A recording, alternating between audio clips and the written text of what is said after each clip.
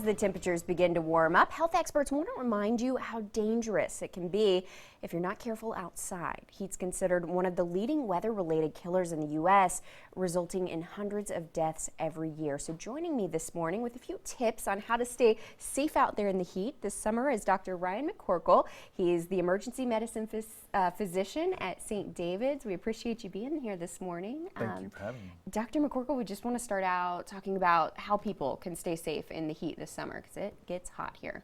It absolutely does. So the main thing we want to tell people is to stay well hydrated. That means starting out drinking first thing in the morning and staying ahead of it, not waiting until you're thirsty to drink, but hydrating throughout the day and use water, avoid caffeine and alcohol because those things actually dehydrate you. They stimulate you to produce antidiuretic hormone. You end up more dehydrated than you would be without it. So water, water, water, start early, all through the day. And start as soon as the summer begins. I always feel at the beginning of summer that I'm a little lightheaded and just takes a while to adjust to those hot temperatures.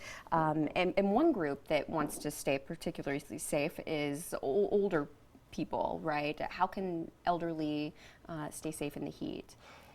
The same way as a lot of other people. What we want to do is if they're going to do their exercise outside, it needs to be early in the morning before 8 o'clock. They need to, like we talked about, be hydrated, wear loose-fitting, wicking clothing, and they want to avoid those hot times of day between 10 a.m. and 2 p.m. They do not need to be out then.